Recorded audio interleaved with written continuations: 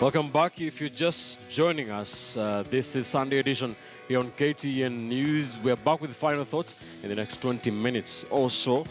Two big story we are keeping an eye on this afternoon, that NASA rally planned in the coastal city of Mombasa. Raila Odinga has landed in Mombasa to address his first rally since withdrawing from the October 26th repeat presidential election. He will be accompanied by the other three principals in the NASA coalition, as well as other NASA leaders. That meeting will be at the Mama Ngina Drive grounds. And of course, here in Nairobi, Jubilee were organizing a training for their agents. And the Secretary General of the Jubilee Party, Raphael Tuju, has been speaking after that training. Let's listen in. Let's cross live to the Multimedia University here in Nairobi and listening to him for a bit.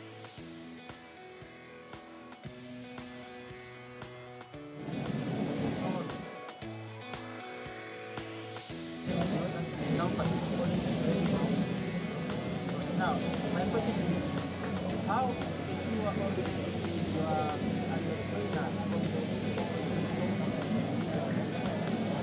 are there is a ministry of government which deals with security. Hope I've answered you. Yes, another one? No question. one more? Yes. Then it's from Citizen TV. In total, how many agents are you training to cover this particular election? 41,000. We'll train 41,300. In the whole country, 41,000. We'll train 41,300 agents. Okay.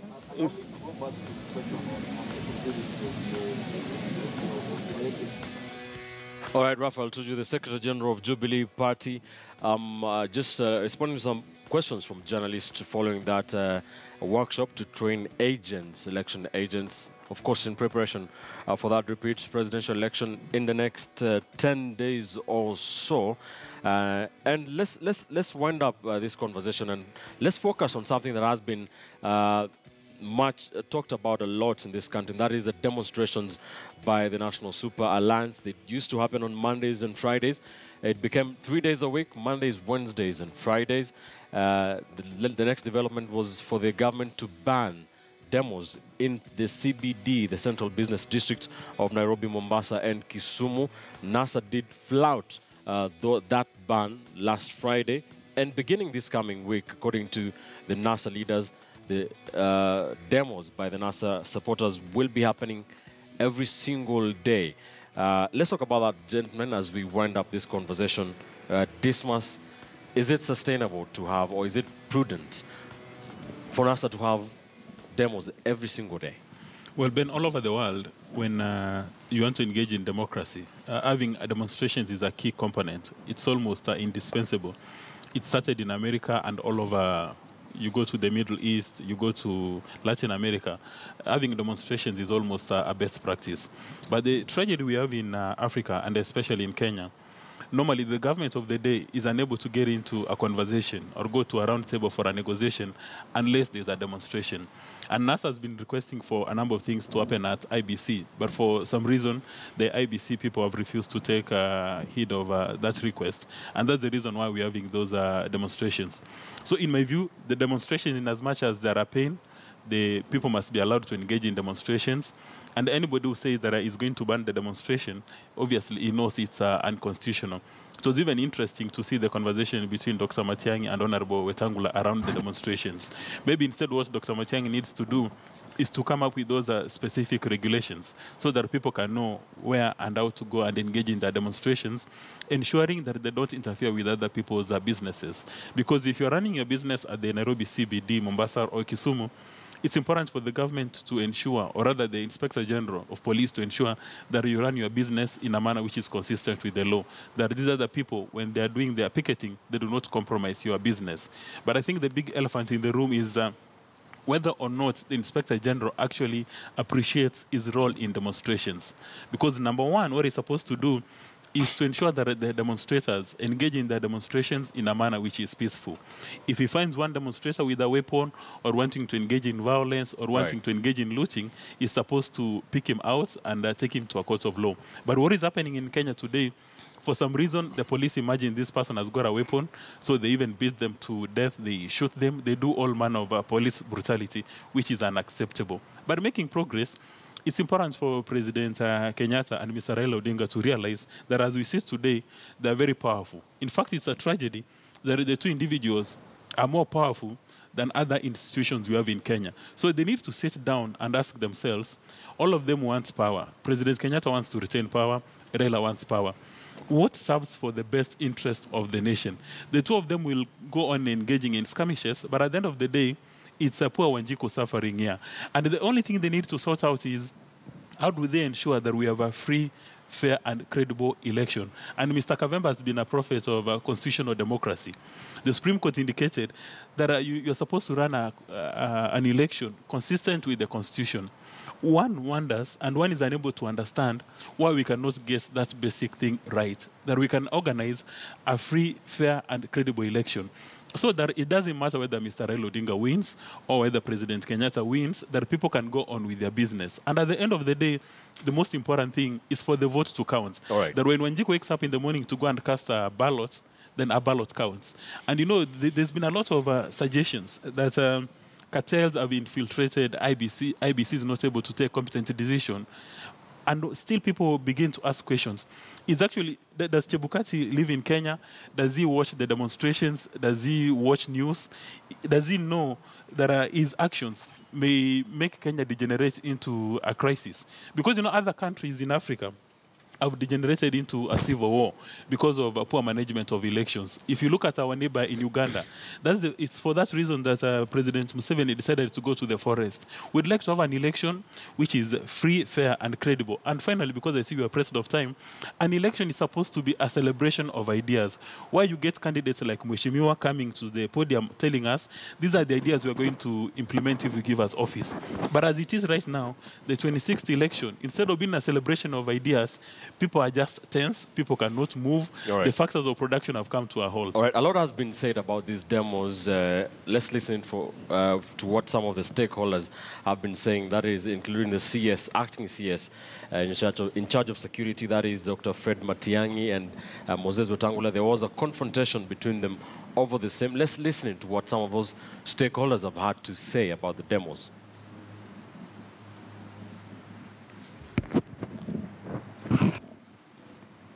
An imminent danger of breach of peace and public order as witnessed in recent demonstrations.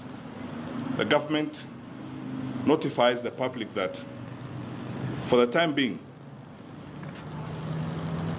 we will not allow demonstrations within the central business districts of Nairobi, Mombasa, and Kisumu.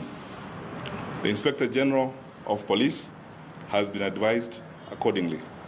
Therefore, any action by the CS to purport to ban mass action is unconstitutional, null, and void. Our protests continue from Monday and will go on every day. If the brutality against our people continues, we will not sit back and see our people being butchered. We will take actions that will ensure the self-defense of our people against a marauding state. And we want Uhuru Kenyatta to be aware that he's steadily driving the country towards the end of Kenya as we know it. He and his officers must be prepared to shoulder the consequences. Brian, NASA leaders have said that Matiang'i does not have the power to infringe on Kenyans' rights, constitutional rights, to picket. You know, the Constitution is very clear that every person has a right to demonstrate, to picket, unarmed and peacefully. The demonstration have been going before Matiang'i invoked the Public Order Act of 1950. Before he invoked it, there has been demonstration before. And we've seen the part of unarmed, not true, people are armed with stones. People barricade roads. That's not peaceful. People smashes windscreen of cars. We've seen it before. That's when the government moved in. So once you've carried stone, once you've breached peace, your right has been negated. Because the Constitution is very clear on how you undertake your right. Ben, we've been having so many walks, the Save a Child, Martha Hatran. The organizers give people, even the public, that from this time to this time, we will be using this route, so be advised. In fact, they always have a police escort, and they move peacefully, and nothing bad happens. But we come to a political mass action, and you find the organizers, they write a letter notifying the police there will be mass action tomorrow. They don't give us the route they'll be using. They don't give us the time they'll be joining and what time they'll be ending. So it's causing some people unnecessary inconvenience, because sometimes I don't go to town because the roads are barricaded, they lit bonfires in the road. Those are not peaceful demonstrations. In fact, they're infringing also on our right. So when they decide to go to demonstration, they should also follow the law. If they can't keep away the stones, if they can't stop the destruction of property, yes, then their right is curtailed at that end. Mheshimiwa, what do you think about this? Matiang'i has no right or capacity to ban any demonstration, because that's the right of Kenyans, and it is enshrined in our constitution. Chapter 4 to be exact. As you heard him say, for the time being, you can't implement constitutional rights in that format. Our NASA demonstrations have been very peaceful. Right. Before we go to demonstration, we notify the police, including the routes that we are going to take. Let me give you an example of brutality which we are seeing. Last time, we gave all that the police wanted, and we started from Uhuru Park, where we admonished all our supporters to observe peace in this demonstration. And we came down, Gong Road, Haile Selassie. When we turned towards KCB, a police truck right through into the crowd, hitting even more cyclists and throwing tear gas from a very peaceful demonstration. How do we explain that? And this, the other one, we had another car ran through the demonstrators. All right. Now, but what do you say to the incidents of unlawful acts, being like people being robbed, looting, and all that? What do you say to that? You see now, this is what happens.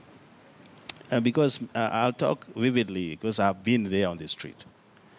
The looting and everything, we highly suspect is government machinery.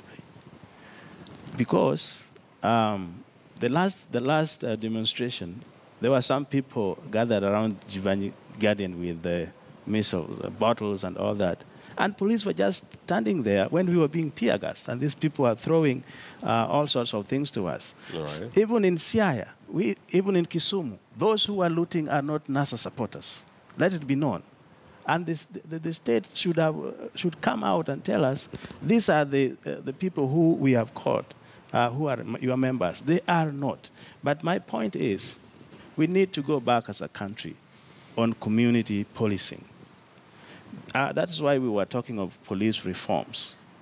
You know, for example, if we have notified them that we are going through this route, what we expect the police to do is to provide protection for those who are going to march. Just even line up along the road and let the demonstrators pass, express their dissatisfaction, and go their way. You have no reason to tear gas those who are peacefully marching through the streets. And there is another group here which we need to really disown, even if they are from your quarters. All right. The business community. Those are not real. Those are Mugiki in their other fashions. As loving, can you prove that, Mheshimiwa? As loving Kenya, I'll prove it. And you have seen even some of the photos going through the social media. There is no police with a panga on one side and a gun on the other side. Never. So as much we may stay on denial, this thing will catch on to us. Lastly, those who are killed, Matiang'i does not know them. He says he's not even aware. For a CS who is in charge of security, somebody's head has been blown by bullet. A child has been killed with bullets, stray bullets, whatever they call it, and you still come to the media and say you are not aware. All right. That is ridiculous, and that is irresponsibility. Demonstrations will go on. All right. Until the transformation and reforms that we want IEBC to do is done. All right. So that one you can take, and Raila will make it very clear from Mombasa, we are not going to back down. That is our right, and we have to take it passionately. Thank you, Mheshimiwa. Mutinda, your final thoughts. Yes, first is my condolences to those who have lost their lives, and sympathies to those who got injured, both the citizens and the police, because the truth of the matter is that both sides have been hurt in the altercations that have been taking place. And let me also say that there is no debate as to whether Kenyans have a right to demonstrate or not. But the truth of the matter is that the Constitution is very clear that that demonstration should be unarmed and peaceful. One thing I would want to say is that we have had so many demonstrations in this country that have been abiding by the law. Nurses have been demonstrating for the last more than 100 days. You remember doctors were doing the same. When lecturers have issues, they do the same. When teachers have issues, they do the same. So one of the things we need to say is that political players need to learn a lot from the labor movement. The labor movement has showcased and repeatedly demonstrated that it is possible to exercise your rights as per the Constitution within the law. But now let's ask ourselves. The same law says that every Kenyan has property to life, every Kenyan has a right to property, has a right to life. The way those demonstrations have been taking place, we have seen clips of innocent people being robbed. There are small things, especially the small business people, also getting looted. Then the police, at the same time, as much as they have a right to respect that demonstrator, they also have a duty to protect this person from being a victim of these people. So the question is, how then do we strike this balance? The truth of the matter is that, unlike in industrial action where people know each other, the members know each other, and thus it becomes very difficult for infiltration. The state of our joblessness is the reality that it has so many people who actually also want to take advantage of that situation to take the criminal elements. So the thing is this: the police have a duty to ensure that these people exercise their rights, but also the organizers.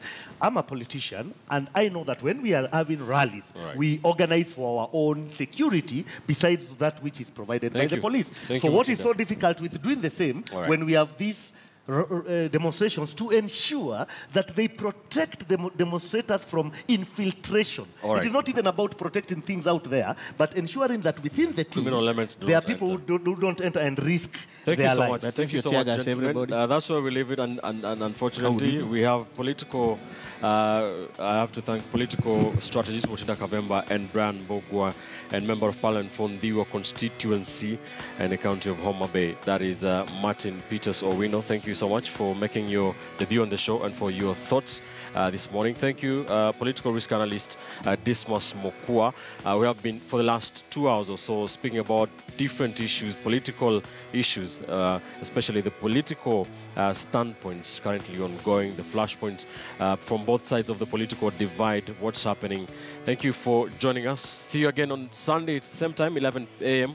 to 1 p.m. Of course, the big story we are focusing on this afternoon is a big rally by the National Super Alliance at Mamangina Drive grounds in the coastal city of Mombasa. Raila Odinga has landed in Mombasa to address his first rally since withdrawing from the race in the repeat presidential poll. Let me leave you with those pictures. Raila Odinga and co currently in a church service at the Neno Evangelism in Chuda, Mombasa, before going into Mamangina Drive for that rally. Francis Ntoma will be keeping an eye on that. And also our Siasa Files. I'm Ben Kitili. Bye for now.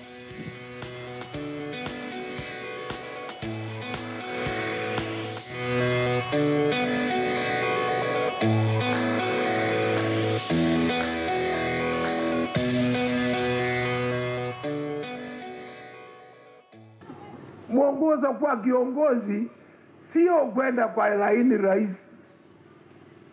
Saa ingine unatukanwa, lazima kuvumilia. Moyo ametukanwa mara ngapi? Kama ningekuwa na roho kama ya panya, singalikuisha tupa nyinyi. Lakini kuvumilia wakati mwingine na lazima kuonyesha watu haki. Hata kama si popular, ni barabara ya haki.